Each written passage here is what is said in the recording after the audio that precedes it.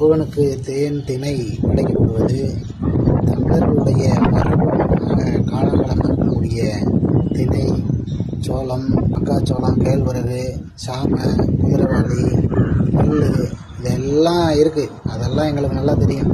ஆனால் நீங்கள் இப்போ கர்நாடக அரசுக்கு ஒப்புதல் கொடுத்துருக்குல்ல, பாசக தலைமையிலான மோடி தலைமையிலான பாசக அரசு, கர்நாடக அரசு வந்து தமிழர்களுக்கு ஒரு சொட்டு தண்ணி கூட கொடுக்காம இருக்கிறதுக்காக மேகதாட்டில் அணை கட்ட கர்நாடக அரசு கனியமாயிருக்கு. அதுக்கு தமிழ்நாட்டில் இருக்கிற தமிழ் துரோக திராவிட மாடல் அரசு, ஸ்டாலின் தலைமையிலான அரசும் அதுக்கு மறைமுக ஆதரவை கொடுத்து வருது. வெளிப்படையாகவே கொடுத்து வருது, என்ன மறைமுகமாக கொடுக்குது.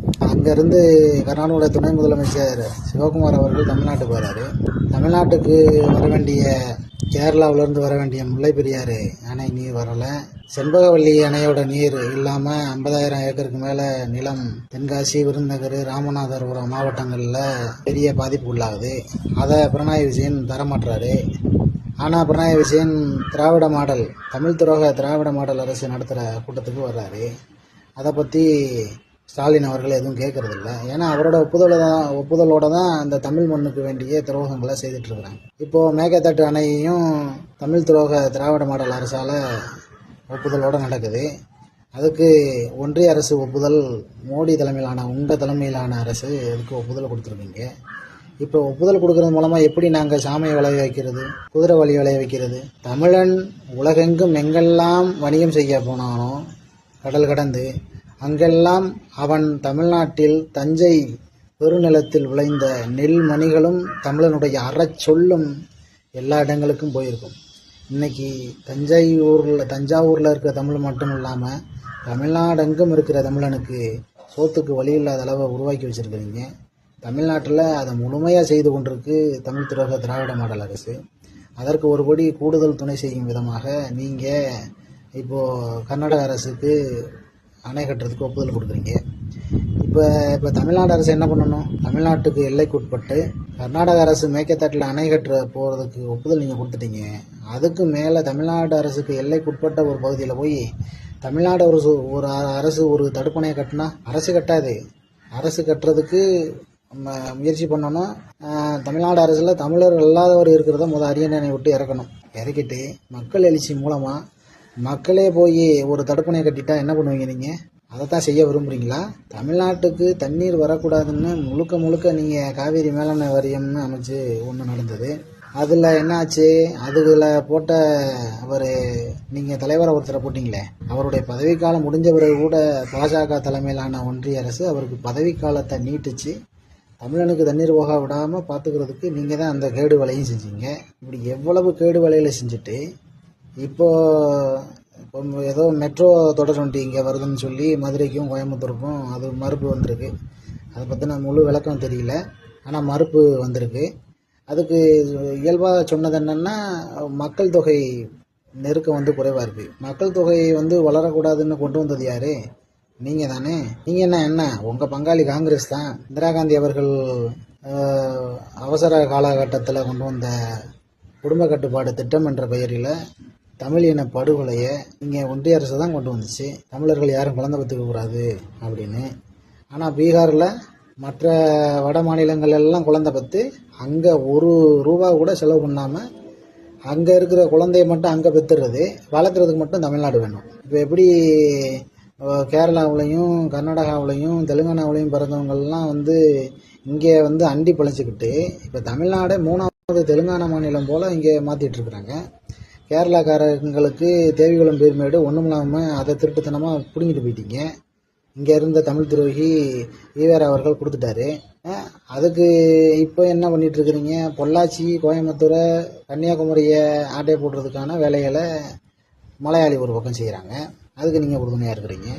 இப்படி எல்லா பக்கமும் தமிழ் துரோகத்தை செஞ்சுட்டு கொஞ்சம் கூட கூச்ச நாச்சமே இல்லாமல் தமிழ்நாட்டுக்கு, கோயம்புத்தூருக்கு வரீங்க. நீங்கள் கோயம்புத்தூருக்கு இன்னமும் மக்களை ஏமாற்றி பிழைக்கிற இந்த பிழைப்புவாத அரசியல் செய்ய வரீங்க. கொஞ்சமாவது இதுக்காக நீங்கள் வெக்கப்பட வேணாமா? கூச்சப்பட வேணாமா? இதில் தமிழ் மொழியில் பேசலைன்னு அப்படி ஒரு பம்மாத்து ஏமாற்று அரசியல் வேறு. நீங்கள் இந்தியாவினுடைய ஆட்சி மொழியாக தமிழை கொண்டு வாங்க. உலகில் முதல் மாந்தன் பேசிய மொழி தமிழ் அப்படிங்கிறதுக்கு பல்வேறு ஆய்வுகள் இருக்குது. நீங்கள் யாதும் ஊரை யாவரும் வெளியிருந்து எல்லா இடத்துலையும் பேசுகிறீங்கல்ல, திருக்குறளை சொல்கிறீங்கல்ல, சொல்லி தமிழை வச்சுக்கிட்டு பிழைக்கிறதுக்கு தான் உங்களுக்கு தமிழ் தேவையா? தமிழன் இல்லாமல் தமிழ் எப்படி வருது? தமிழ் இல்லாமல் தமிழன் எப்படி வருவான்? தமிழும் தமிழனும் எல்லாம் ஒன்றா இருக்கிறது தானே. இப்போ தமிழ் இருக்கணும்னா தமிழன் வேணும், தமிழன் இருக்கணும்னா தமிழ்நாடு வேணும். அப்போ தமிழ், தமிழர், தமிழ்நாடு, தமிழ் தேசியம். தமிழ் தேசியருடைய கொள்கை என்ன? தமிழ், தமிழ்நாடு, தமிழர், தமிழ் தேசியம். தமிழ் தேசிய இறையாண்மை இது தமிழ்நாட்டுக்கு வேணும். இதுக்கு அடிப்படையாக முட்டுக்கட்டையாக இருக்கிறது யார்? பாஜக, காங்கிரஸ். தமிழ்நாட்டில் இருக்கிற திராவிடம். இது மொத்தமாக காலியாகணும். இதெல்லாம் சரி பண்ணாதான் தமிழ்நாட்டு மக்கள் தமிழ் நிம்மதியாக வாழ முடியும்.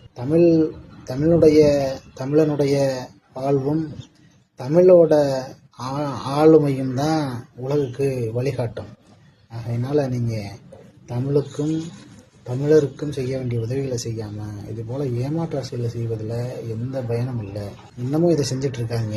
இப்போ அண்டை நாடான இலங்கை தீவில் சீனா பெரிய ஆக்கிரமிப்பு செஞ்சுட்டு இருந்தது.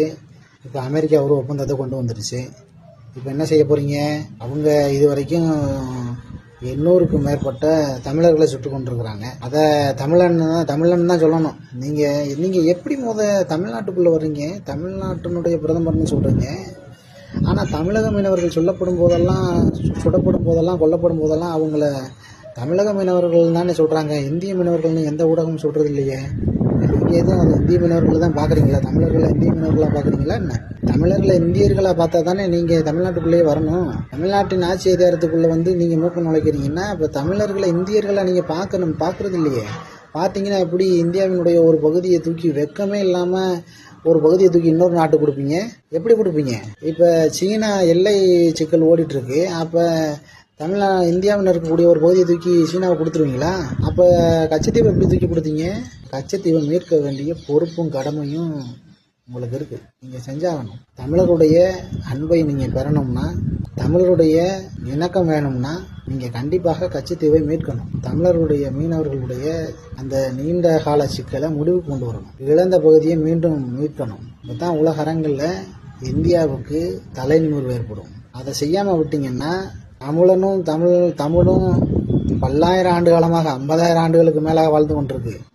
அவங்க எப்படியும் திரும்பி வாழ்ந்து கொண்டு தான் இருப்பாங்க. ஆனால் நீங்கள்லாம் வரலாற்றில் இல்லாமல் போயிருவீங்க. வரலாற்றிலே இருந்தாலும் அது மிக ஒரு இழிவான வரலாறாகத்தான் போகும். அதனால் நீங்கள் தமிழீழம் அமைப்பதற்கு வேண்டிய முயற்சிகளை இலங்கையில் செய்யணும்.